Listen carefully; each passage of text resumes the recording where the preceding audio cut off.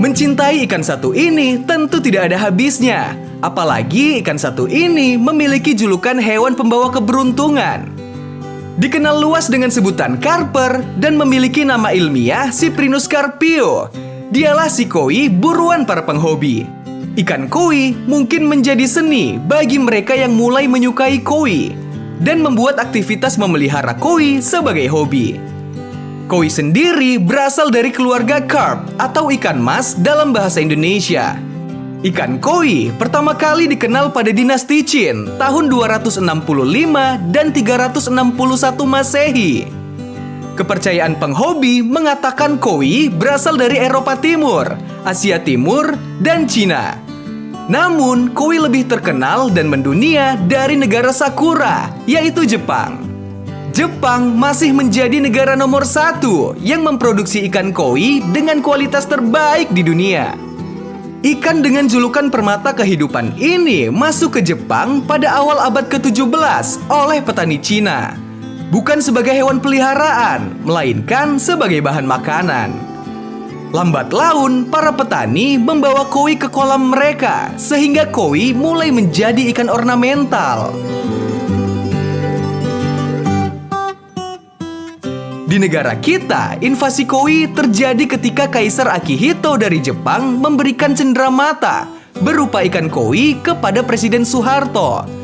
Versi lain menyebutkan bahwa Cyprinus carpio dibawa oleh seorang penggemar ikan koi pada tahun 1981 sampai 1982. Koi pada umumnya adalah ikan yang damai, tetapi mereka bisa saja memakan ikan kecil yang lambat. Ikan satu ini terkenal dengan hewan yang jinak. Setiap koi punya sifat atau karakter tertentu, tapi punya rasa kebersamaan yang tinggi. Tak heran jika koi selalu hidup berkelompok. Di alam bebas, koi tak pernah bisa diam dan selalu bergerak tanpa henti. Uniknya lagi, mereka tetap bergerak meski dalam keadaan tidur. Cara menikmati ikan koi sangatlah berbeda dengan ikan lainnya. Koi lebih indah jika dipandang dari atas. Membedakan jenis koi tidak terlalu sulit. Ikan yang hidupnya di air tawar ini dibedakan berdasarkan pola, bentuk tubuh, dan corak warnanya. Di antaranya seperti jenis susui, tancho, shiro utsuri, matsuba, ki utsuri, kumonryu, asagi, sowasansoku, taiso sanke, dan kohaku. Di pasar internasional, ikan koi merupakan salah satu komoditas ikan hias air tawar yang mahal. Selain itu, harganya juga relatif stabil. Jika dirawat dengan baik, ikan ini mampu bertahan hidup hingga setengah abad. Namun, tentunya hal itu tidak mudah, karena penghobi harus membuat setup kolam yang baik untuk ikan satu ini. Lebih baik, lokasi kolam koi adalah di dekat rumah, agar dapat menikmati keindahannya dan diberi makan paling tidak 2 kali dalam sehari. Sebenarnya, penghobi bisa menggunakan material apapun untuk membuat kolam. Namun, pastikan kedalaman minimalnya 50 cm.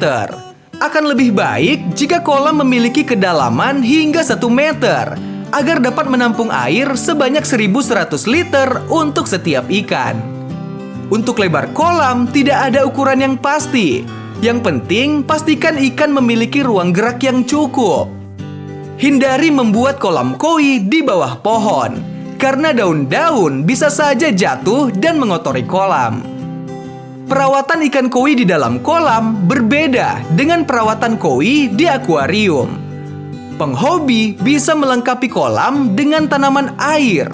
Tanaman yang tumbuh di kolam bisa saja menjadi sumber nutrisi alami untuk ikan. Misalnya seperti tanaman alga atau duckweed. Selain itu, tanaman air juga akan menambah estetik dari sebuah kolam. Koi membutuhkan pakan untuk tumbuh. Namun, jika terlalu banyak, maka koi juga akan banyak mengeluarkan kotoran yang dapat merusak kualitas air. Koi hanya membutuhkan pakan per hari seberat 2-3% dari berat badannya. Bisa memberikan pakan pelet dengan kandungan protein lebih dari 30% dan kandungan lemak sekitar 5%. Sebelum memberinya pada ikan, rendam dulu pelet di air selama 30-60 detik agar pelet lebih mudah dicerna dan tidak menyumbat saluran pencernaannya. Tak hanya itu, koi juga bisa diberikan nutrisi tambahan berupa udang kecil setiap 2 minggu sekali atau memberinya kacang polong, wortel, dan selada. Nutrisi tambahan ini akan membantu koi tumbuh dengan maksimal. Adaptasi sangat diperlukan oleh ikan ini. Oleh karena itu, untuk memindahkan koi baru ke dalam kolam, apungkan kantong plastik mereka di atas air kolam selama 10-20 menit agar mereka dapat menyesuaikan diri dengan suhu air yang baru. Penghobi harus memantau suhu kolam antara 24 hingga 26 derajat Celcius setiap harinya agar air kolam tetap segar. Filtrasi yang baik sangat penting untuk menyaring kotoran. Penghobi koi dapat menyesuaikan kekuatan filter dengan ukuran kolam. Tak lupa berikan media penyaring yang baik, mulai dari kapas, biobol, zeolit, dan lainnya di kotak filter. Lakukan pemeliharaan dan membersihkan filter air secara rutin agar air yang ada di kolam selalu jernih. Sistem filter akan menyaring kotoran halus dan mengurai racun amonia sisa proses pencernaan ikan. Lakukan pembersihan kolam secara berkala dan juga memasukkan air baru secara rutin agar kolam selalu bersih. Jika kualitas air menurun, maka koi rentan terkena serangan penyakit. Berbicara tentang penyakit, ikan koi bisa menunjukkan tanda-tanda sakit yang sangat jelas. Koi akan menunjukkan gelagat yang tak biasa, seperti pola berenang yang aneh, kurus atau nafsu makan berkurang, pembengkakan perut, kulit atau sirip yang meradang atau berubah warna, sirip menguncup pada sisi tubuh, dan menggarukan tubuhnya pada batu atau dekorasi. Tapi tak perlu khawatir, selalu sediakan obat-obatan yang diperlukan, antara lain garam ikan, obat anti parasit ikan seperti dimilin, dan antibakteri seperti L-Bio.